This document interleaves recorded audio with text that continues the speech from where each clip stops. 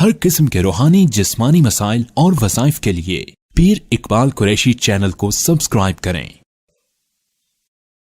नहमदुहु व नुसल्ली व नुसल्लिमु अला रसूलिहिल करीम, अम्मा बअदु फ़अऊज़ु बिल्लाहि मिनश शैतानिर रजीम, बिस्मिल्लाहिर रहमानिर रहीम।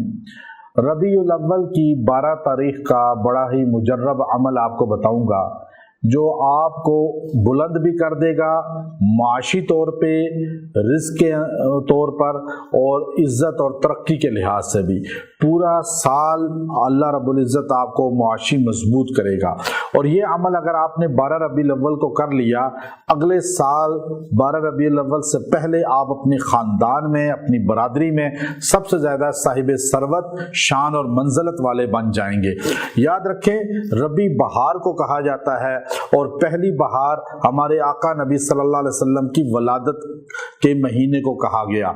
और आप जिस महीना में आए वो बहार लाने वाला महीना है।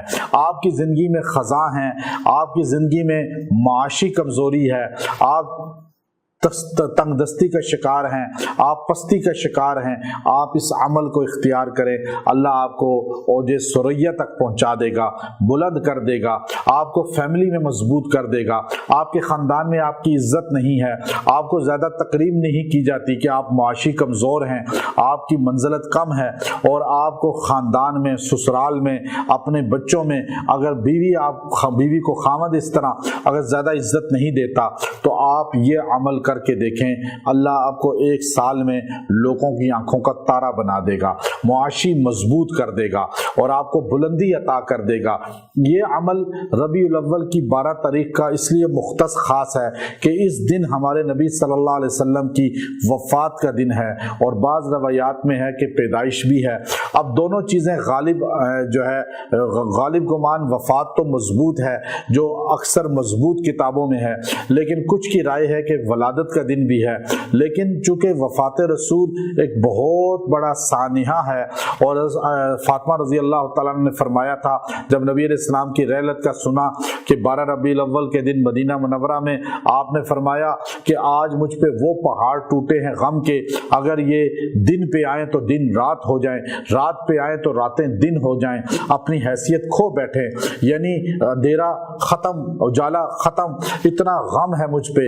और मेरे नबी सल्लल्लाहु अलैहि वसल्लम दुनिया से चले गए। हज़रत अली रज़ी अल्लाह तआला ने रो कर फरमाया, या रसूल अल्लाह, अगर आपने आंसू बहाने से मना न किया होता, अली अपने आंसुओं से आपको गुस्ल दे देता।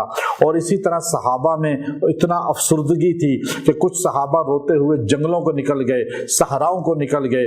अब्दुल्ला बिन ज़ैद हल चला रहे थे, बुखारी शरीफ में है, उन्होंने हाथ उठा के कहा, अल्लाह मेरे नबी दुनिया से चले गए, मुझे अंधा बहरा कर दे।